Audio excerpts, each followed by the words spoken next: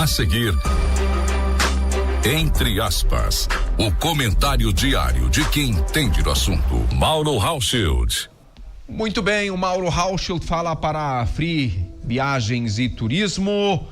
Leva você para uma Europa diferente, na Albânia, Macedônia, Bulgária e na Romênia. Grupo exclusivo em outubro com guia em português. Reserve já a sua vaga. Tudo bem contigo, Mauro Hauschild? Bom dia. Eu acho que tá no silencioso o teu Meet aí, ô Mauro. Acho que daí nós vamos conseguir te ouvir. Ainda não. Tu está me ouvindo, Mauro? Agora foi, eu acho que vai dar. Agora sim. Bom dia, Fernando. Bom dia, Martini. Né? Bom dia aos nossos ouvintes, nossos espectadores que nos acompanham aí pelas redes. Né?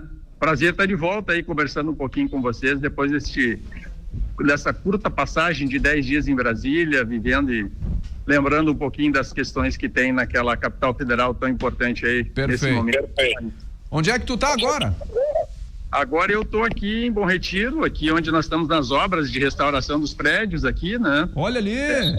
Onde vai ter, estamos aqui a barragem ao fundo, né? Exatamente onde nós temos a perspectiva de fazer uns chalés aqui, inclusive em breve, né? Então essa é uma das vistas que a gente vai ter aqui desse espaço da restauração dos prédios históricos aqui do centro de Bom Retiro. Ficam exatamente nessa localização aí os prédios que tu vai restaurar, que vista linda! Isso, eu estou exatamente, se vocês verem ali embaixo ali, ó, onde estão os prédios antigos que estão agora em obras aqui. Então, e aqui na parte um pouco mais alta do terreno, que fica ao lado da escadaria da Corsã, que para quem conhece um pouco, né? Então, aqui exatamente nessa área nós vamos fazer aí os primeiros chalés que vão também atender aqui um pouco dessa questão turística que a gente está projetando para essa área. Maravilha. Bom, e Brasília, como é que estava a semana passada? O que podemos trazer da capital federal, que tu conhece bem aqueles corredores todos lá, trabalhaste lá há tanto tempo, o que está pegando por lá, hein? Eu acho que o ponto principal, né, Martini e Fernando, na semana era exatamente a questão que envolvia aí, né, o drama familiar que vive a família Bolsonaro com questão relacionadas ao conflito, né, da Michelle Bolsonaro com o Flávio Bolsonaro, uma questão eleitoral. E é realmente algo que tem mobilizado e sensibilizado, né, principalmente, né, o grupo político da direita, né, ligado ao Flávio Bolsonaro, que estava bastante preocupado, né, porque Michelle Bolsonaro é uma candidata ao Senado muito forte em Brasília, deve se eleger com uma certa tranquilidade, e a ruptura aparente que havia acontecido em Brasília tinha deixado os bastidores na cidade bastante estremecidos, né, ao ponto do presidente do PL, Valdemar Costa Neto, que estava em Miami, antecipar seu retorno para tentar aí fazer um apaziguamento desse processo, porque sem dúvida, né, esse atrito, esse conflito, realmente era algo que está preocupando, né, a direita e que na verdade, de alguma forma também beneficia o governo, né, que nesse momento também vem enfrentando desafios, problemas, todas as questões envolvendo lá Jacques Wagner e o Banco Master. Então isso também, né, arranhou aí a imagem do governo, inclusive, né, com o pedido de licença, né, do Jacques Wagner, da liderança do governo no Senado. Então acho que tudo isso é um ponto que atingiu politicamente os dois lados. Verdade. E que curiosamente, né, Martini, e estava acompanhando um pouco da tua coluna hoje também, a política, as candidaturas alternativas não estão conseguindo ocupar esse espaço dessa crise vivida, né, tanto pelo governo quanto pelo grupo Bolsonaro, né? Então esse é um ponto que talvez valha a pena uma análise. Por que a crise, né, do governo e da principal oposição não beneficia outras candidaturas? Não faz, continua polarizado, né? Ou é Lula ou é Bolsonaro. Os alternativos não ocupam espaço. Não conseguem. Exatamente. E isso é o aspecto curioso, né, que os analistas, né, eu tive com alguns jornalistas dos jornais do centro do país também ainda não conseguem fazer uma explicação, né, de por que Caiado, por que Renan Santos, por que Zema, né, não conseguem atrair, né, esse eleitor que critica um lado, que critica o outro lado, mas que continua votando numa dessas duas opções polarizadas. Isso, na minha avaliação, é um problema, né, é ruim para o país.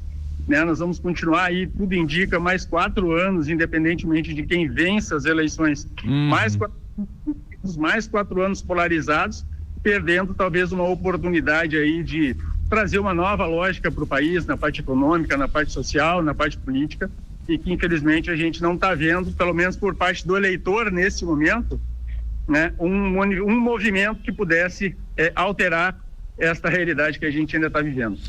Infelizmente, né, doutor Mauro Rauschel, infelizmente a gente não consegue ver essa luz no fim do túnel, e aí tem ainda as bets no meio desse caminho todo que estão agendando a sociedade brasileira nesse momento tão triste que a gente está atravessando, que é dinheiro, e eu sei que tu atua nessa área do direito humano de maneira muito forte. Como está sendo triste a gente ver tanto recurso, milhões, bilhões sendo drenados, apostando nas tais das bets, Mauro Rauschel. Que momento muito delicado que a gente está atravessando. Pois é, eu vi ontem, inclusive, né, Fernando, a manifestação tua e do Martini sobre esse ponto, né? E realmente é algo que a gente precisa fazer uma discussão, né, sobre esse serviço, vamos chamar assim, que está sendo colocado à disposição da população, mas que, em função, eu conversava até com a minha esposa, que é psicóloga, né?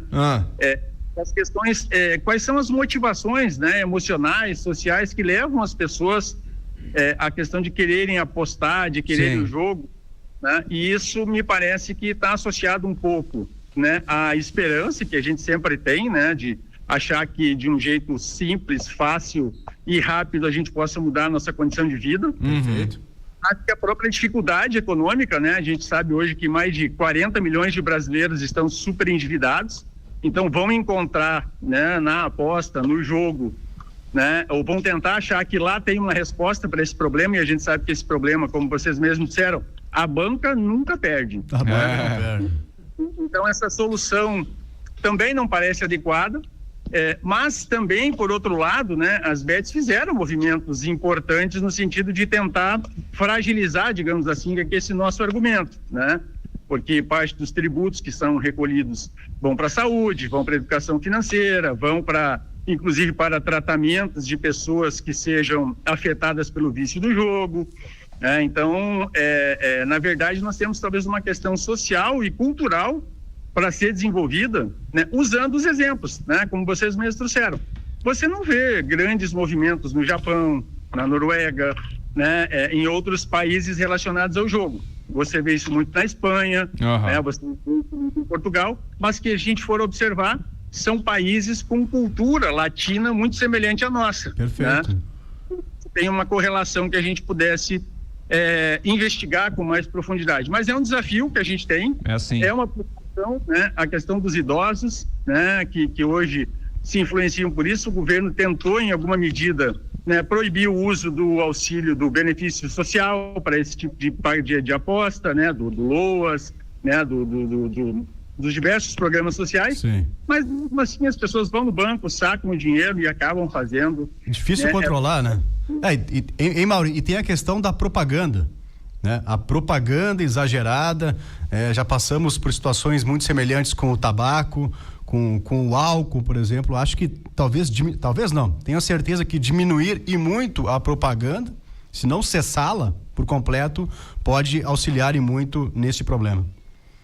Sem dúvida, eu acho que ontem você até falou sobre a questão do CONAR, de autorregulação desse segmento, né, que talvez pudesse também ser um caminho, né, de estabelecer aí limites, né, e condições, né, para que essa propaganda aconteça só em determinados horários, só em determinados perfis de programas, né. Agora, se a gente pensar, né, olhando aí para a Copa do Mundo, eu estou assistindo os jogos, que você tem aí 12, 15 milhões de aparelhos de TVs conectados, 40 milhões de pessoas conectadas nos canais de YouTube de transmissão dos jogos, e você deixar que essa propaganda ocupe todos os espaços, inclusive, né, os espaços que estão ali naquelas telas digitais em volta do estádio, né? Não estamos falando só do anúncio que o locutor, que a pessoa que está transmitindo o jogo faz, né? Nem os intervalos, mas as próprias telas. Se vocês olharem nos estádios onde os jogos estão acontecendo, sim, as telas digitais em torno do estádio também estão anunciando praticamente,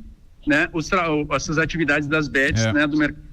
Então, é muito ostensivo, né? Eu lembro aqui, né, de uma propaganda que era muito ostensiva na Fórmula 1, né, de uma marca de cigarro que tinha um cavalo, né, para não Marlboro? Marlboro, né, Sim. já que você tocou o nome, né, que também tinha essa ostensividade e que, né, graças aí a um trabalho ao longo de muito tempo e da própria consciência da indústria do tabaco, se conseguiu minimizar e mitigar um pouco essa exposição, né? E que eu tenho certeza, se a gente olhar o mercado, né, tanto brasileiro quanto europeu, não houve redução no consumo de cigarro, mas pelo menos houve menos exposição midiática, né, desses produtos que são nocivos à saúde das pessoas. Maravilha. Doutor Mauro, obrigado pela tua participação, cumprimentos, um abraço para ti e até semana que vem. Até semana que vem. Maravilha. Doutor Mauro Hauschild, que participa do Frente Verso todas as semanas. E rapidamente, né, até indo ao encontro da primeira fala do Mauro, no dia 8 de agosto ocorre o jantar baile na Sociedade União Bom Retirense, né, inauguração do prédio belíssimo ali, que fica também no centro de Bom Retiro. Coisa linda. Neste trabalho de reconstrução do centro histórico da nossa querida Bom Retiro do Sul.